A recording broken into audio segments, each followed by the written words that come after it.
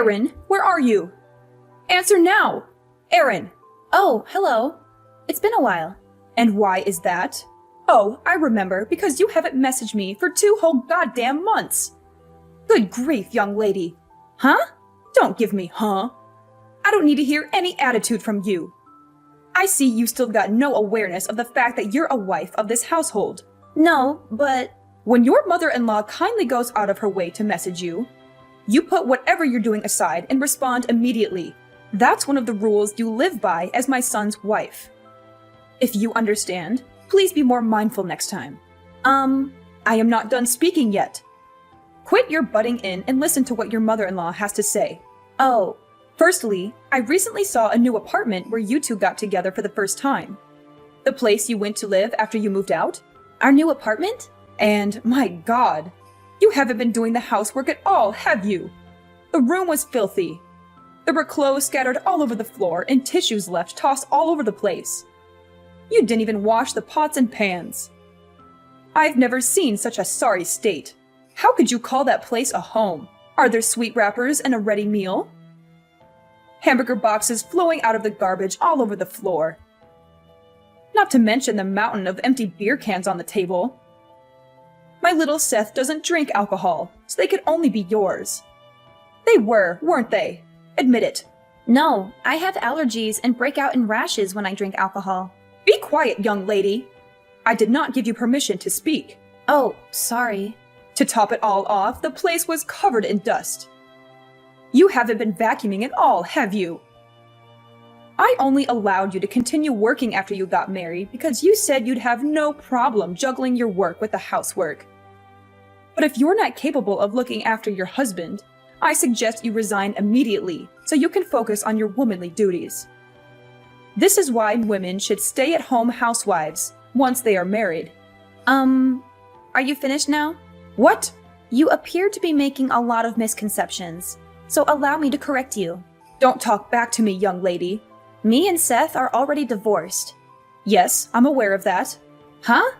If you know, then why are you throwing around words like mother-in-law and wife?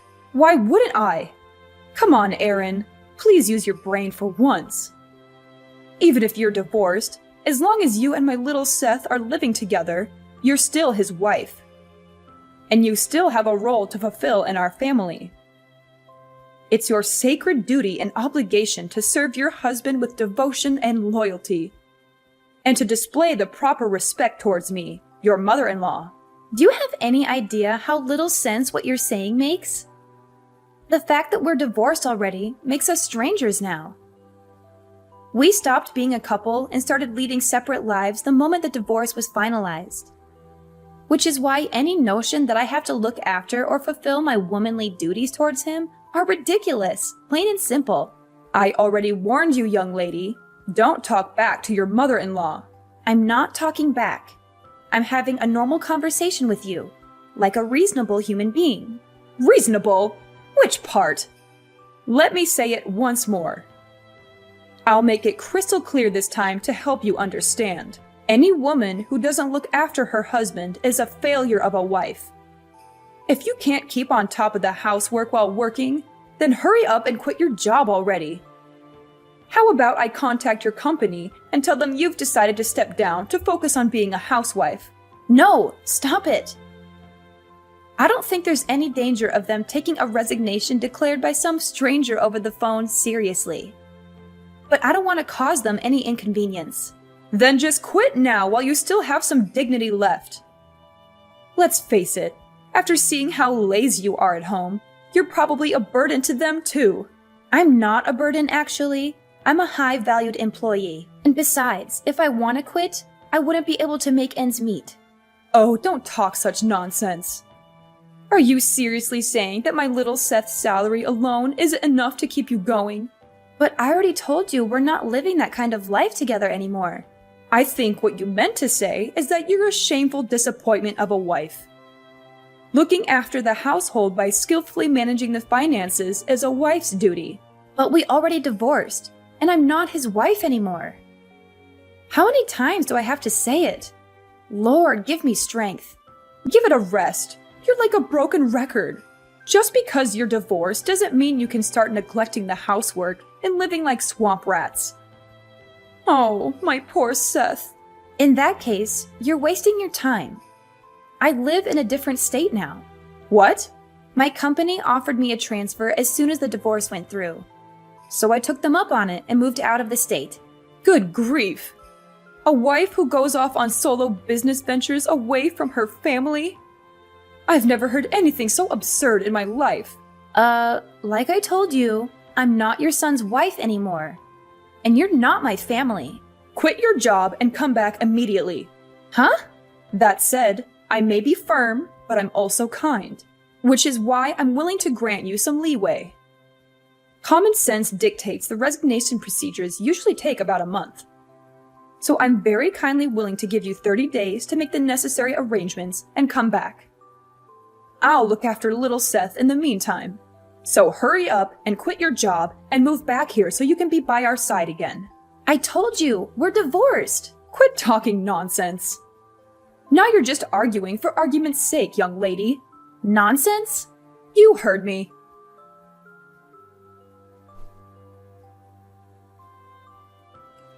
Hey, Seth. It's been a while. Is now a good time for you? Is that Aaron? Hey! Yeah, long time no see. Sorry to message you despite us being divorced and all. That's cool, don't sweat it. It's not like we divorced because we don't get along. Maybe things will change when one of us finds someone else. But for the time being, there's no reason we can't message each other. Yeah, I guess you're right. Thanks. Anyway, what's up? I want to speak to you about your mom. Huh? My mom? She's not causing problems again, is she? Darn it. Well, you could say she's causing problems. It's more that she doesn't listen to a word I say. It's like talking to a brick wall. What happened? Well, to sum it up, even if you are divorced, as long as you two live together, you're Seth's wife. And as long as you're his wife, you need to look after him. If you can't keep on top of the housework while working, then quit your job. That's basically the gist of it. What did you say to her? I told her that me and you are strangers since we divorced. And I keep insisting I'm not your wife anymore. So I have no obligation to do any of that. But she just keeps coming back at me with her favorite. I know you may be divorced, however, yada yada yada. The conversation goes nowhere because she ignores everything I say on a fundamental level. I give up. Oh yeah, that reminds me. Just like always, she refers to you as her little Seth. It's like you're an 8-year-old kid to her. Oh, I'm sorry. Does this still upset you? Well, about that. As soon as our divorce went through, my dad also moved out. And now my parents are living separately. Ever since then, her over-interfering in my life reached levels previously unimaginable. It got so bad I couldn't take it anymore. I was so desperate to get away from her.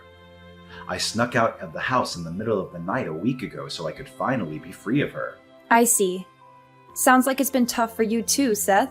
My mom was the reason we divorced in the first place, after all. I felt so guilty about you having to put up with her. I thought at least if we divorced, you'd be able to escape from it all. But even that didn't work, did it? It would seem I underestimated her. I'm fine, really. Don't worry about me. Actually, I got a transfer at the company, and I'm living far away in a different state. Now there's no danger of her following me and causing me problems. In fact, she couldn't possibly. Oh, really? I'm pleased to hear that. More importantly, what about you, Seth? If anything, it sounds like things might be more difficult on your end. Me? Well, you see, your mom insisted she was going to go over and start looking after you. Since I was failing to fulfill my womanly duties towards you with working all the time. Which means she must know your current address? What? But I didn't tell her. Really? Based on the messages yesterday, I kind of got the impression she was already at your apartment.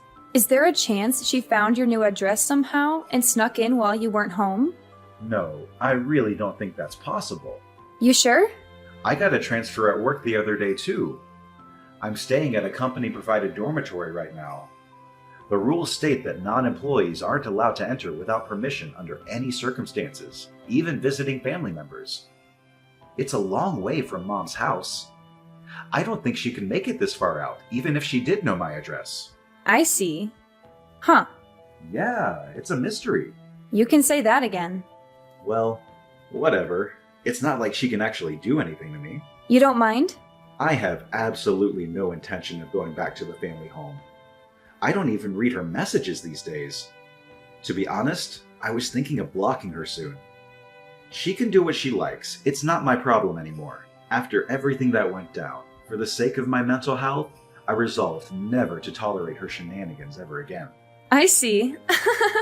It's probably for the best for you to block her too, Aaron. I may be her son, but you two are literally strangers now. There's no reason you should have to put up with her irritating messages. You make a good point. I couldn't help but feel a little wary about what she was planning on doing next. But actually, after keeping an eye on her a little while longer, just to be safe, I think I'm going to block her. I think it's for the best. Anyway, I'm about to jump in the bath. Sure. Thanks for today, Seth. Night-night. Good night.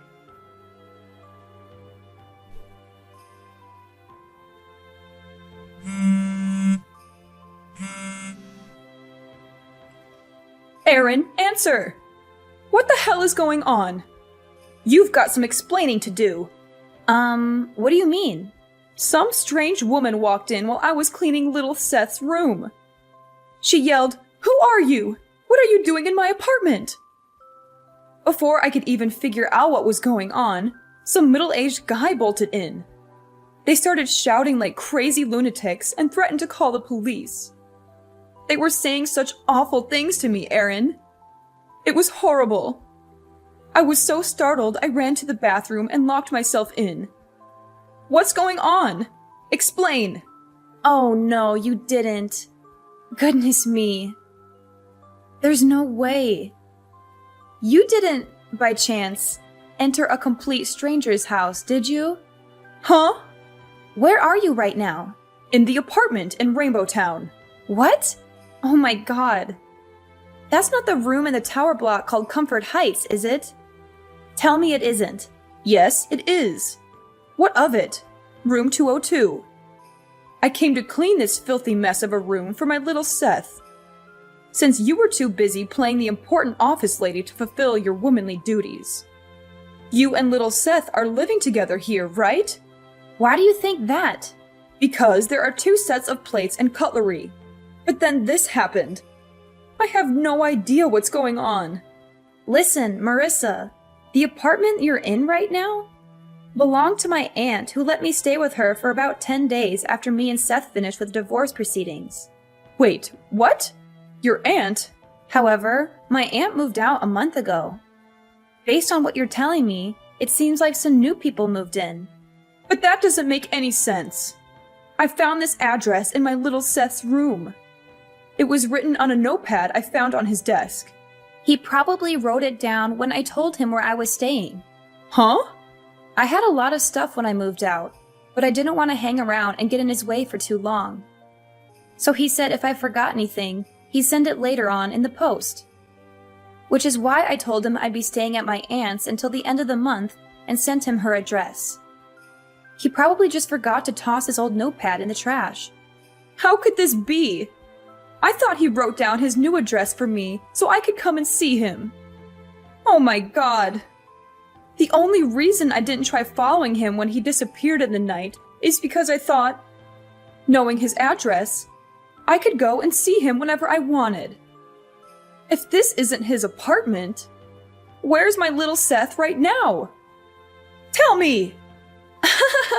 Nope. Sorry. I don't even know myself. I know you're lying. What kind of wife doesn't know where her husband lives? That just doesn't happen. Like I said, me and your son are no longer married. And like I said, even if you are divorced. Want to know the reason why we got divorced, Marissa? Because of you. What? Me? Seth hates how you meddle in his life all the time. He told me you've been babying him and interfering with basically everything he ever does since he was a teenager. Then when we married, you started acting like some kind of dictator trying to turn me into his personal slave. I was to cater to his every whim, at all times, regardless of what I wanted. He blamed himself, and his mental health took a turn for the worse. He stopped eating. He could barely sleep. He became a shell of his old self because of what you were putting me through. Huh? After a long, difficult decision, me and him decided that a divorce would be the best way to reduce the burden on both of us. So that's where we are now. Oh my God. I just wanted my cherished, beloved Seth to be happy. Is that a crime? He's the one who said he hates you interfering. You drove your son to the emotional and psychological brink with your psychotic behavior. Does that sound like happiness to you? Oh my God. What is this? I don't even... Is everything all right? What do you mean? I seem to remember you saying something about being locked in a stranger's bathroom. This is bad.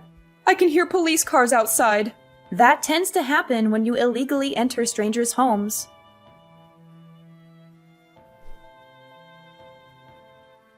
Firstly, as for how my ex-mother-in-law managed to get into a stranger's apartment, it turned out the couple who were living there forgot to lock the door when they both went out for work, so she was able to creep in unnoticed. She found a key. They left it out on the table, and she took it upon herself to have a copy made at a local locksmith. She returned to the empty apartment for several consecutive days while its inhabitants worked, where she continued diligently looking after her son. Eventually, she ran into the poor, unsuspecting couple one day as they came back from work. Naturally, she calls the police a major nuisance when they were swiftly dispatched to deal with a strange woman hiding in their bathroom. The incident ultimately ended up being the straw that broke the camel's back when my ex-father-in-law, from whom she had been living separately, finally divorced her. Apparently, she broke down into tears, screaming, wanting to be alone, not even knowing where her little beloved Seth had moved away to. Her own parents were no longer around, and she didn't have a soul in the world to rely on. Thus began her life alone. Now I'm living happily in an apartment my company provided for me when I transferred. I did get one last message before I blocked her, bemoaning how she cries herself to sleep every night because of me.